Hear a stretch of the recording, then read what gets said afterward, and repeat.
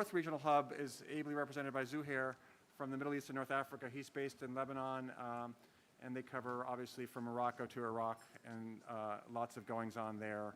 Our central team is mostly based in the UK, and we have me in the US, and many of them are here, and we'll be having some news on Thursday about an exciting expansion that I don't want to spoil the surprise for you on that.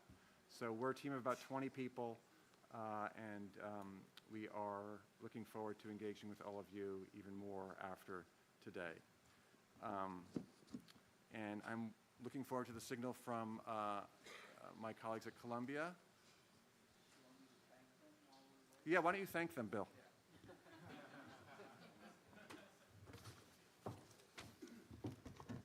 Many of you are mayors, so now you know how it feels like when everybody's waiting for you to show up. So it's just a little just desserts here. We're just so honored to have you all here with us. I spent 20 years of my life in the public service in New York City, New York State, the federal government. I gravitated to cities because I wanted to see how I could personally see the people that I serve on the streets and take their abuse, but also their gratitude. So I know for my whole life how important your work is, and I believe Eric and I were talking earlier. Change for the better, for the future, is going to come from the cities up, not from the national governments down. So you really are the people who will make the world a better place for our children and our children's children. And thank you, thank you, thank you. We also just want to say thank you to Eric and his entire team. For me, I go to these things all the time. This is really the best conference I've been at in a long, long time. And that's all because of you and because of Eric and all the hard work they put in. So we're very proud to be your partner. We hope that you will come back here. Columbia is one of the great universities in the world. The School of International and Public Affairs is dedicated to people like yourselves and your work. So we're here to serve you. Please feel free. My email is wbe1, it's pretty easy to remember, at columbia.edu. I promise you within 24 hours I will be back to you. Anything we can do to help. Anything we can do to help this wonderful organization. So hopefully I've wasted enough time and the mayor's here. Thank you. And we just want to thank Columbia and Bill and his team. This is a conversation that started months ago about the possibility of doing something at Columbia, and we're just so glad that it not only came to fruition, but that it was such a successful event that's now about to close.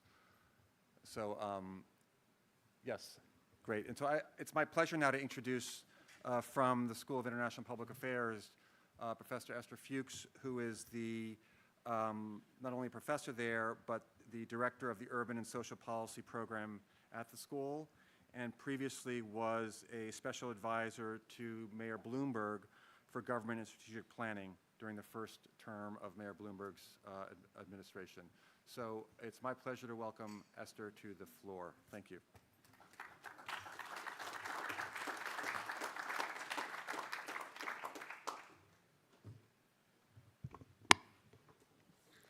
Hi, everyone. I know it's the end of the day, and I hope you kind of get that energy level up for the mayor, because I know this is going to be not just a profound, but an important set of remarks.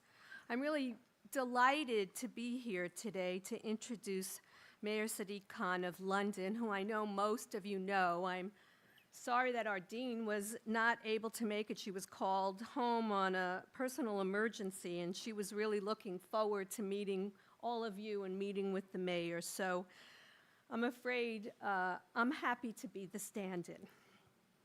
Let me tell you a little bit about Mayor Khan. You probably know he was the child, and I think you still are the child of your parents. I love when we formulate these things. Was the child. I'm still my mother's child and my father's child for that matter, but the child of Pakistani immigrants. Mayor Khan was born and raised in London. He served on his local borough council before winning election to Parliament in 2005. For those of you who have served on local councils, you know that's probably the best preparation for anything you're ever going to do in politics. It's probably the hardest job where people hold you the most accountable. That's what happens in city government in general. And a few years later, he was appointed as Minister of State for Communities and then for Transport, making him the first Muslim and first person of Asian heritage to serve in the Prime Minister's cabinet. Mayor Khan will discuss an issue that is relevant to what we study here at SIPA, but that is, so important to all of us in this room. These are the challenges facing cities, specifically media companies and cities, and how they can work together around combating misinformation. This is a huge problem. I don't have to tell all of you, and we deal with it every day, and the ramifications of it for our well-being and for our safety and security are just extraordinary, something that I certainly haven't experienced in my lifetime. We think about natural disasters as the things we have to pay attention to, but we all know that combating misinformation is right up there with dealing with any natural disaster. Under Mayor Khan's leadership, London has set a standard for how a city can actually push back against hate, extremism, and intolerance. And I know that's what you've been talking about all day. But he's emphasizing his approach, that is emphasizing local communities, and he's keeping them involved, not just identifying problems, but in finding solutions. Mayor Khan is the person who finds solutions. I've just been told by my deputy police commissioner that we have to emulate London for traffic issues because people do not go through red lights in London. And he might tell you why, because here, like I've been almost killed a number of times since COVID, nobody stops at red lights or stop signs anymore. And somehow London has figured out how to deal with that. This, obviously, extremism and all of its negative ramifications is more serious and more difficult. And I'm really looking forward to hearing, Mayor Khan, what you have to say and what you're doing. I know that transparency and inclusivity has been your focus and that you've supported really grassroots organizations across your city, and that you have committed yourself to tackling some of the most important challenges that all cities face across the globe, including climate change, which is near and dear to my former boss's heart, Mayor Michael Bloomberg. And I gotta tell you, I'm gonna pay very close attention to your remarks because I've got an insider in London, Tony Travis, and I'm going to tell him exactly what you said. So please join me in welcoming Mayor Sadiq Khan.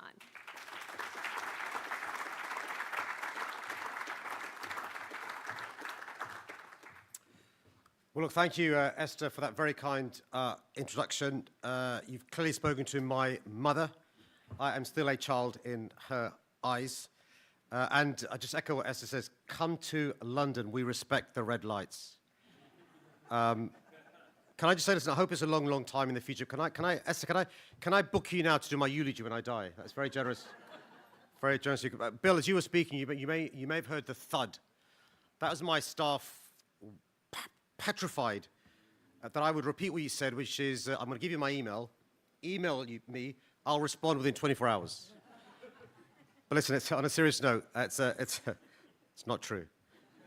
It's a profound honor to be invited to speak here at Columbia University. This institution's alumni have a long, proud legacy of stepping out of these lecture halls, enriched by wisdom and shaping a better world.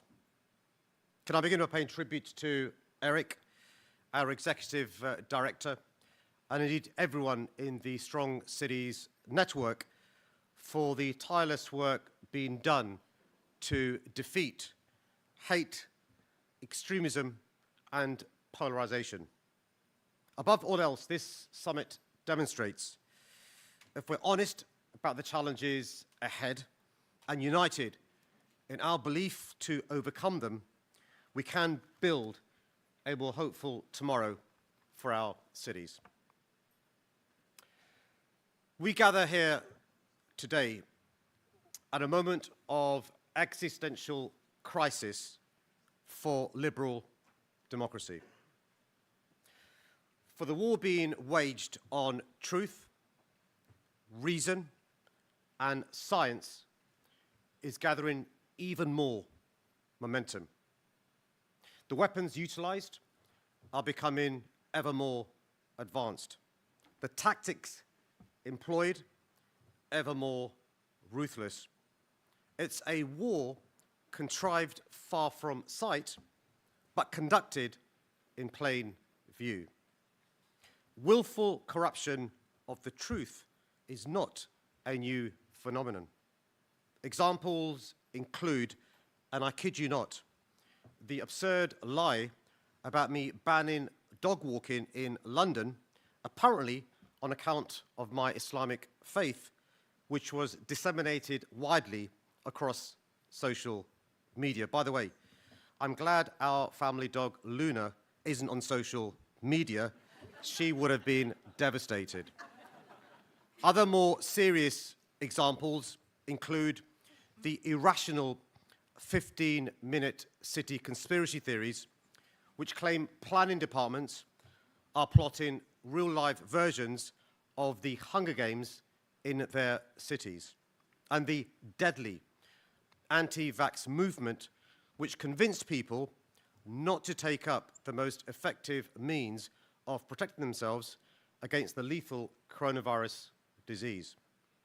We're all alive to the threat of misinformation and disinformation, but we must now accept the pace of technological change is pushing us to an inflection point.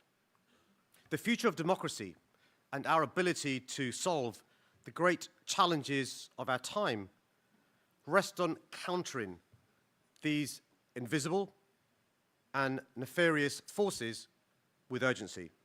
I say this because over recent months, London has become a new frontier in this conflict, and our efforts to clean our air the new target.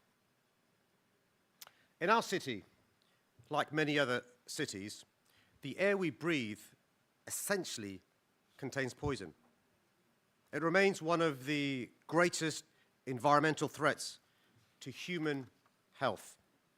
That's why I've made cleaning London's toxic air one of the cornerstones of my mayoralty. I'm proud to say we've made remarkable progress, and much of the headway is owed to one policy in particular, our ultra-low emission zone, the ULEZ. The ULEZ is a highly targeted scheme designed to get the most polluting vehicles off our streets. Because of its success in central London, a reduction of almost 50% in pollution, and then in inner London, with a further 20% reduction in toxicity, I took the decision to expand the zone across our whole city, including outer London.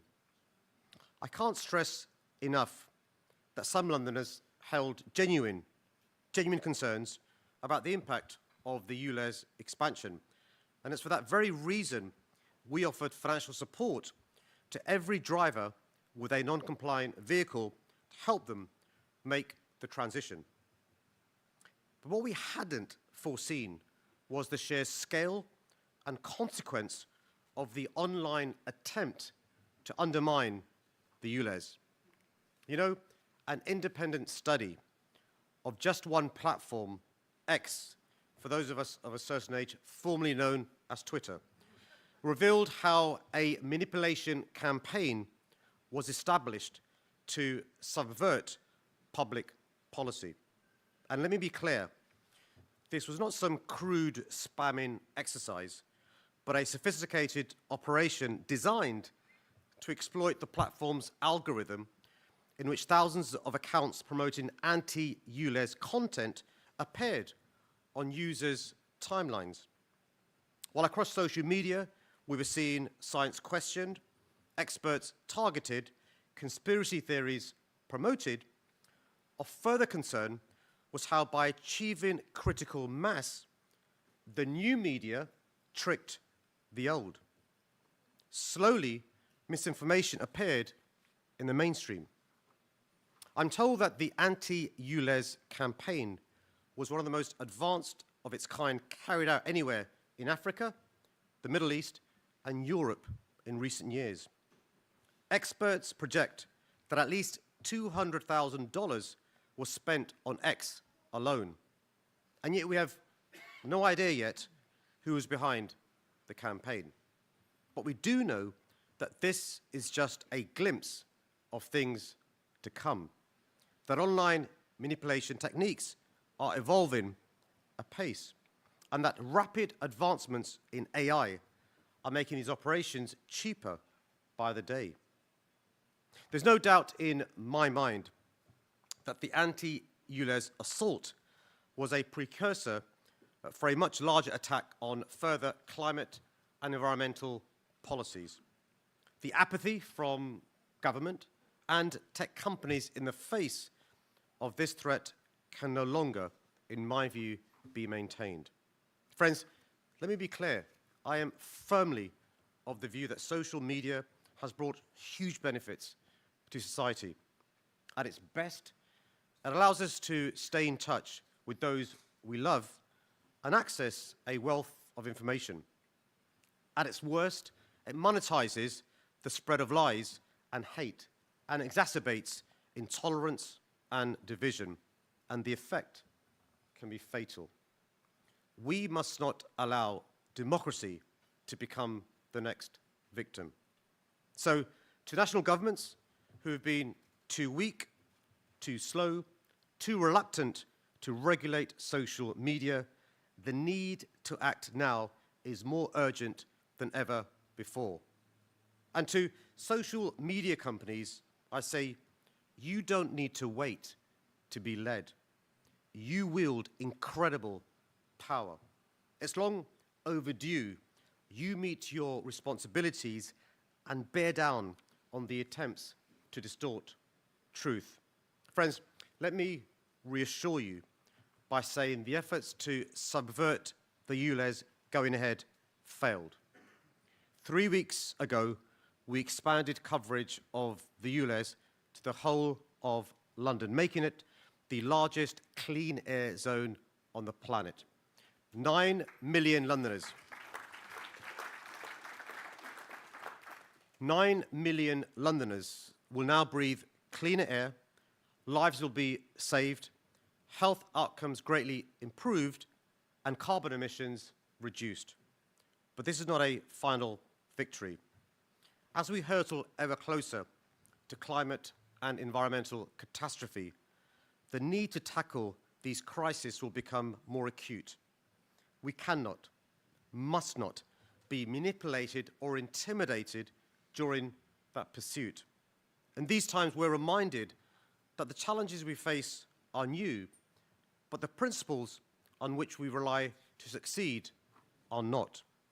As one of this institution's proudest alumnus, President Franklin D. Roosevelt once said, "The value of truth and sincerity is always stronger than the value of lies and cynicism."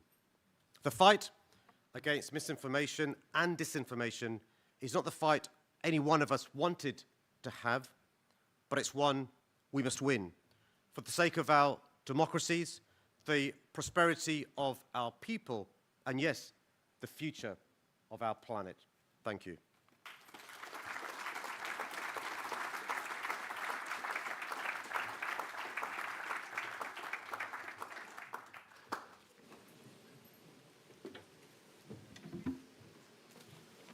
Okay.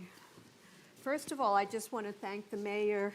Thank you so much for speaking so eloquently about these dangers that we all know about. And just as a note for all of you here, this is a topic that we study and we participate in at SIPA. One of the members of our faculty, Anya Schifrin, and a research scholar, Camille Francoise, is involved in the movement to stop misinformation. And one of our brand new fellows is Maria Ressa, who I'm sure most of you know, and this is going to be her project while she's here at SIPA. But I think you set us on the right path, Mayor, and we're going to take a couple of questions from the audience, but apparently I get to ask the first question, which is nice for me. I think you addressed some of this a little bit, but I just would like to hear more. I mean, we're very familiar now with some of the national government initiatives around fighting misinformation, and that there are even a lot of course, NGOs working in this area now through the Global Internet Forum to counter terrorism.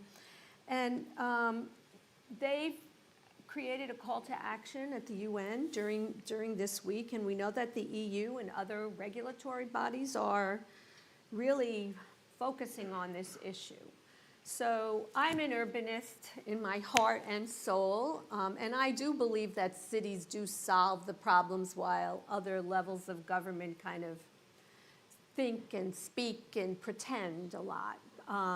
It would be nice if they gave the mayors more resources to do the work that's just on their doorstep anyway.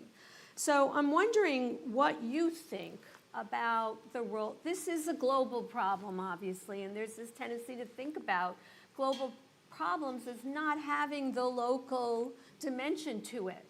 But we know, like climate, which you just spoke about so eloquently, you know, for decades and decades, people thought, oh, only global organizations can confront climate, and the cities are doing more in the last 10 years about climate than all the global organizations and national governments did combined for the previous 50 years.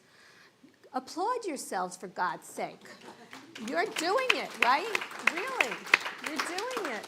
So in this area, could you tell us what you've been thinking and doing about combating misinformation and what other mayors and cities can do? Well, first, Esther reminded me there's a former mayor of Denver who said a few years ago, if the 19th century is a century that will be remembered for empire, 20th century for nation states, the 21st century is about cities, and I would say this, and mayors. And so you're right, we will come up with the solutions. We're nimble, we're dexterous, we're not as bureaucratic as national governments. And so this is one area we've got to be leading the way. Yes, we want to lobby our governments to make sure there's good regulation. Yes, we've got to make sure the social media companies understand the importance of addressing this issue. If they don't do it voluntarily, they'll be forced to do so by regulation. But there's things we can do. And let me see how serious it is, Esther. We know now that if you look over the last few years at a number of terrorists who have committed acts of terror or tried to, many of them are radicalized online, often in their bedroom.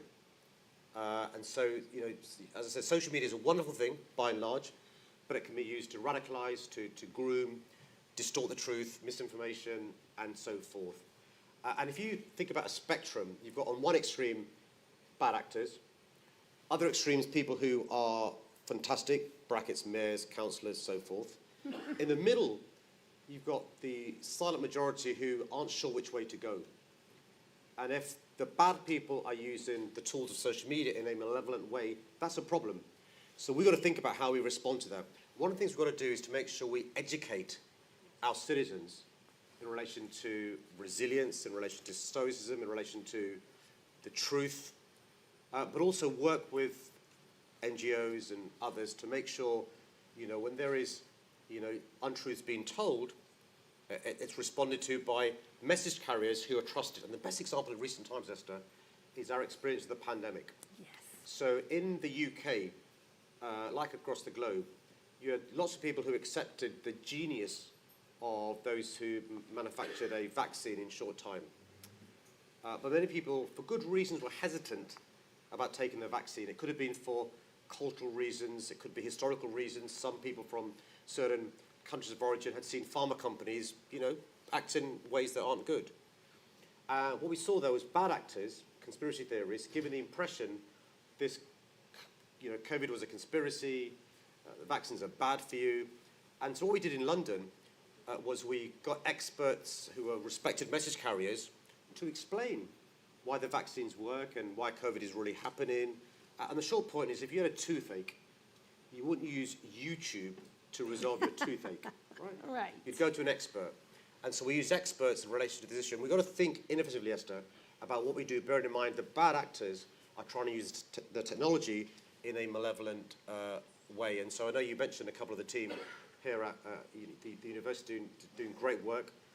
Eric and the team are doing great work. NGOs are doing great work. But mayors across the globe are working together to address this issue. It could be COVID, it could be climate change, it could be air pollution, it could be radicalization. It's really important we put our thinking caps on and work together in the absence of regulation and the social media companies stepping up. I know I have to take a couple of questions, so let's get this ready, but I'm very excited about what you said, because I worked in New York around the COVID issue, and I worked with NGOs, and the issue of the trusted messenger was so powerful in transforming misinformation into a positive view, and I hadn't thought about it in this space, and I think you're absolutely right. And I feel like there is an agenda here for everyone to start to pursue on the basis of what you just said. So I had to say that. Now, let's get those questions. Okay, there's supposed to be questions queued up over here. Okay, please start. And if you queue up, I think we have time for a couple of questions. Hello, I'm Olivia Graham. I'm an MPA candidate here at SIPA. It was really exciting to hear that the ULEZ expansion was successful, and I was wondering and hoping to hear from you what you think contributed to that, what enabled you to withstand that disinformation effort that you guys encountered during the program. Great. So do one at a time? Yeah, this one take, and then we'll do three. Sure. So when I first became mayor in 2016, I realized that a lot of people didn't know that the air we breathe in the city we love makes us sick. And so I discovered that actually in London, on an average year, around 4,000 people die prematurely because of air pollution. Adults have a whole host of health issues, from children having stunted lungs, adults having asthma, cancer, dementia, heart disease. Across the UK, up to 36,000 people die because of air pollution. Around the globe, up to 7 million people die because of air pollution. More people die from air pollution than lung cancer caused by smoking. Right? But no one knows about it. So the first year I spent, with the support of our dear friend Mike Bloomberg, putting up air quality monitors across our city, so Londoners had real-time information about how bad the air was. That education was really important. I think the best politicians are teachers. And so we, in an unpatronising way, educated Londoners about how bad this air was and the consequences. And that gave us permission to bring in bold policies like the ultra-low emission zone, the clean air zone that I mentioned first in central London. And we had to show Londoners it was working in central London. And you know what? King's College University in London, King's College said it would take, when I became mayor, 193 years to bring our air within lawful limits. 193 years. So after the first year of the policy, we showed that we'd managed to reduce toxic air by 50%, and a third fewer children admitted to hospital with air pollution illnesses caused by what we see in the atmosphere. So I then permission to expand it a bit further to inner London. That covers about 4 million people. And after a year, we showed there'd been a 20% reduction of air pollution, children going to more than 400 schools breathing cleaner air. And King's College then said, rather than it taking 193 years to bring our air within lawful limits, we could do it by 2025. Wow. And so the problem was this, though: in outer London, people weren't seeing the same benefits because there was no cleaner zone there. as in central and outer, but in outer London, poorer people live. And here's the other irony about air pollution, very similar to climate justice. Those least responsible suffer the worst consequences. And it applies whether it's the global south in climate change or within a city in relation to car ownership. So the poorest Londoners didn't own a car, suffered the worst consequences. Black Londoners, less likely to own a car, suffer the worst consequences because they live on main roads. And so that was the incremental process in relation to doing this. And look, you know, the ULEZ went live in outer London, and people were scared that they'd all been affected. They said, oh no, if it comes out of London, we'll all be affected by this policy. We'll have to pay the charge. And lo and behold, what we'd said all along, actually, most cars are now compliant, so you don't pay a penny more, but you see the benefits of clean air, you know, turned out to be true. We're now in week 3, and none of the problems people prophesied had happened. But we've got to address people's concerns. People have genuine concerns. It could be they're scared about the vaccine. It could be they're worried about the ULEZ. You've got to address people's genuine concerns. You can't write off the genuine concerns people have, whether it's vaccine hesitancy, whether it's concerns about ULEZ expansion. You've got to be listening all the time, responding and engaging. So every person who may be affected adversely, car owner, motorcycle owner, a van owner, a minibus owner, gets financial support from City Hall. It's amazing. I am going to keep us moving because I know there's a lot of questions. So could the folks who are asking the next 3 questions stand up and please ask the questions, because I know the mayor likes to respond ad seriatim to more than one question, and that way we're more efficient. Okay. And please identify yourself. Yeah, I'm the Selina Hayat Ivy, Mayor of the Narnagan City, Bangladesh. I want to ask one question.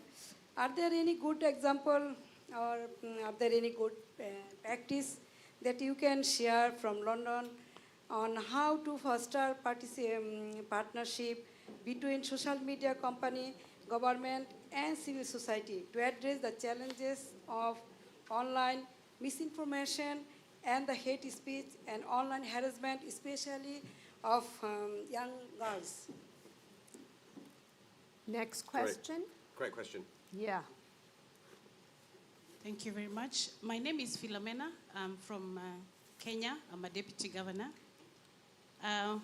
One of the things that we as local leaders that we have to contend with is the balance between ensuring that our actions to combat hate speech do not infringe on freedom of speech,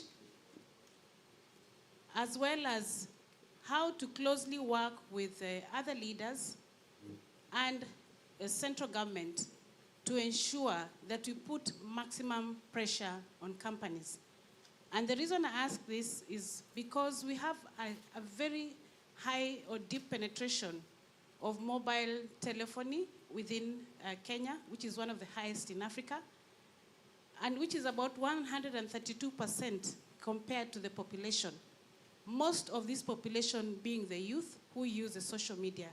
So it's really a big problem for us. So I would like to ask you to please share with us your advice and some of the lessons on how we can navigate this issue. Great question. Thank you very much. Great question. Thank you. We'll take one more question. Whoever has the I'm mic, assuming we're here till 10 o'clock. right? You could be, you realize that. Thank you. My name is Mohammed Abdikarim. I'm a mentor, work with prevention and anti-radicalization, and city of Aarhus, Denmark. And my question for you, Mayor Sadiq Khan, is everybody in Europe knows your story and how much hate you got from extremist Muslims. And the thing is that in my country, my local work, I have differences with engaging Muslims, young Muslims, grown up in Denmark, engaging in democracy, local democracy, voting. Any tips on that and how you see the challenges? Thank you. Thank you. I think I'm going to stop with 3 and give you a chance to answer the question. So firstly, for those of you that aren't politicians, the reason why politicians like to take lots of questions is you can duck the difficult ones and just deal with easy ones. But those are three hard questions, isn't it? Yes, Yeah, yes, you didn't have a choice here. Let me do first with the sister from Bangladesh. Really, really good question. I want to focus on the harassment of girls first, because it's personal to me. I've got two daughters. It's a really serious issue.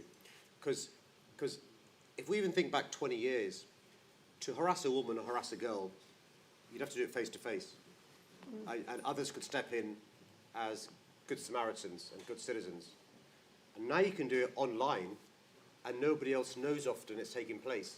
So a girl or a woman could be at home, and she's being harassed without other people knowing. It's a big, big challenge, and it leads to cyberbullying, cyber harassment, inverted commas, revenge porn, and all sorts of really serious issues. And I think it also, by the way, can lead to grooming of you know, I talk about radicalization, but grooming of girls and children as well. And I think some of the social media companies have been very good at taking action here. Some countries have been very good at passing laws to outlaw some behavior. Others haven't. Because the problem with social media is it doesn't respect national borders. Particularly if the ISP is overseas, the internet service provider is overseas, national legislation doesn't really, is not really as effective. And that's why there's a need for, you know, multilateral work taking place, whether it's the EU, whether it's, you know, the United Nations, or whether it's other, you know, trans-border organizations. Yep. But also, the social media companies can be more effective. I'll give you an example where they are really, really effective. The issue of copyright and intellectual property. If I was to record a song, I don't know, from a famous singer, and making money out of it, the social media company would be pressurized by the artist record company or the artist himself to take my recording off social media because it's breach of copyright and intellectual property. They've got staff employed to spot those sorts of things being broken, and they've got algorithms designed to do that. Why can't they do that in relation to what you're talking about, harassment and so forth? Right. And so I think there are challenges that they're not addressing as social media companies. I think in the absence of that, as you said, mayors, civic society, governments can be lobbying social media companies to do much more, but also educating people about being a good Samaritan, whether it's on social media, in chat rooms, or other issues as well. It's a really serious issue in relation to misinformation, disinformation, but also harassment, particularly of girls, that we need to address. The question from the sister from Kenya. So first of all, I used to be, before I was, Esther mentioned my political career, before I was a politician, I was a human rights lawyer. So the right to free speech is very important to somebody like me. Freedom of expression is very important. The right to protest, very important. But I just remind colleagues, and I speak as a former human rights lawyer, the right to free speech is not an absolute right. There's a famous case about somebody going to a packed cinema and shouting fire when there wasn't a fire, leading to panic and people getting hurt. That was an irresponsible use, because he could have used the defense free speech, right? Led to panic, people getting hurt. So, you know, free speech is a right, but it comes with responsibilities, and it's not absolute. It's really important to explain it's not absolute. There are limitations. So, if I was to incite hatred against somebody because of their race, that is one of the exceptions to free speech.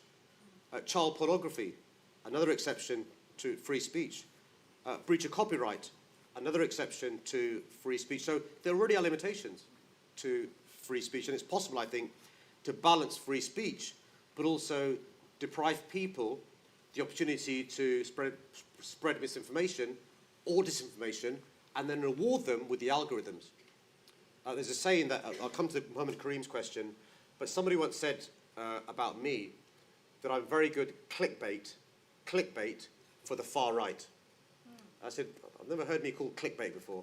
And what he explained was, because some people hate me, when you say things about me, the algorithms work to amplify it. So if you wanted to, you know, get your 50 minutes of fame, you can say something beastly about me on social media, and suddenly people are talking about you, and you'll get more followers and stuff. And so we've got to think about how we can pressurize the social media companies to stop perversely rewarding that sort of stuff. The things you can do, so there's now things we can do where when you type in a word, so you might want to type in a word on some of the search engines, rather than it going necessarily to a negative stuff, it can go to a positive stuff. It can go to a helpline. It can go to somewhere that's positive rather than something that's negative. There are tricks we can do, and we are doing, to get good stuff posted when you type in things that are nefarious or not sensible to do. Another concern I've got, actually, is younger people, Esther, that don't listen to or watch. I'm making a generalization. A lot of young people aren't watching CNN. That's correct. Right? They're not waiting for the hourly news. Nope. A lot of the information comes from, there are other brands available, but TikTok, right? Yep. Short films, short videos, which may be truthful, they may be untruthful. Who's fact-checking? Nobody. 20 years ago when I was younger, I was younger a lot longer than that, but I say 20 years. so 20 years ago when I was younger, for a story to be printed in a newspaper, you'd write the article, the editor would check it, you'd give a right to reply. If it was wrong, the editor wouldn't publish it. The same would apply to news, so forth. Because there are so many mediums now to receive information, that's not taking place. And so that's why the point about education, resilience, the work of NGOs, academia is so important. Mohammed Karim, I mean, you raised, I was teasing about how long we're going to go on for, because it's a really big question you've raised, and there are big challenges in relation to this. Firstly, look, now President Donald Trump may disagree, but let me say something. Hear me out. It is possible to be a Westerner and be proud, and to be a Muslim and be proud, right? Not profound, except unless you're Donald Trump, right? Right. It's possible to be a proud Danish person and a proud Muslim. Right? It's possible to be a proud Danish person of Islamic faith and Somalian origin. Right? So the point is, we have multiple identities. Right. So I'm a Londoner, I'm a proud Muslim, I'm of Pakistani heritage. We've got 6 brilliant teams who play football in London. I support Liverpool, right? So I'm a father, I'm a husband, and we shouldn't be worried about these different identities. But there are some things that are not negotiable, right? In my view, whether you're Muslim, Christian, Hindu, Sikh, Buddhist, Jewish, whatever, respecting each other, basic human rights, those sorts of things. So what we've got to do, though, Mohammed Karim, is make sure we're educating our children in a way they understand these basic things that are non-negotiable. And the other thing to say is there's 2 schools of thought about multiple identities. There's the assimilation school of thought, and then there's the integration school of thought. The assimilation school of thought says we're a melting pot. Give up your faith, give up your ethnic origin. You've all got to be the same prototype, one-dimensional person. That's how we assimilate. We're a melting pot, right? I say that's fine. I don't really agree with that, because I quite like being a Muslim. I quite like being of Pakistani origin. I quite like being a Londoner, right? So I think we should integrate. What does that mean? That means that Esther and I respect each other. Respect, not tolerate. You tolerate a toothache. We respect each other. We celebrate each other. We embrace each other. But Esther is a proud woman. She's of whatever faith she is. I'm a Muslim. I'm of Pakistani origin. And we've integrated, though. We're speaking a common language. And that's what we've got to, in my view, we've got to be thinking about integration rather than assimilation, and teaching people about the importance of what it means to be a citizen in the 21st century. And I think it's possible to address the challenges you have. What we can't do, though, is demonize people because of their religion. And so, for example, if somebody says people from Muslim-majority countries are now not allowed in America, that's a sweeping generalization about people of those countries, right, and those religions. How does a proud American of Islamic faith feel about that? How does the Syrian refugee feel about that, who would have gone on to do great things in America? So I think it's a difficult conversation, but we're grappling with that all the time. The issue of young people being brought up the right way, with the right education, the right citizenship, the right confidence, and that's the key word is sense of belonging, giving people a sense of belonging. Thank you, Mayor Khan. I know we could go on all evening, but I think you didn't even get lunch or dinner, and you came and you really wowed us. I can't thank you enough It's for my being pleasure. here. Can I say one thing before I go? Yes. So the president of this university is a dear friend of mine, Minushi's over there. Ah. And can I just say, listen, can I just, I've got one grievance against Columbia because Minush was the president of the London School of Economics, and you poached her. Yes, and we are so delighted. But You have no idea. the reason I was keen to mention the president was to scotch the rumours I hate all presidents. So there's only one president I hate, and it's not Minush, but good to see you. Oh, welcome, President Shafiq. Thank you, Mayor Khan. This has been extraordinary. My pleasure. Thank you, everyone. Thanks a lot. Stay well. Take care.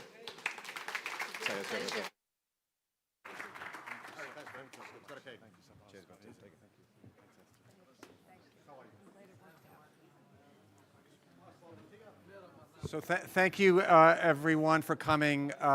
We really appreciated the partnership with Columbia, from Dean Keren and her team and Bill, all of you for joining. We know it's a busy week for us. This is just day one. We'll see many of you tomorrow. We encourage you to keep the energy alive and the experience sharing going, and start connecting with folks who weren't at your table today when you gather tomorrow. So the buses are going to leave in probably 20 minutes or so out on the street on 116th Street.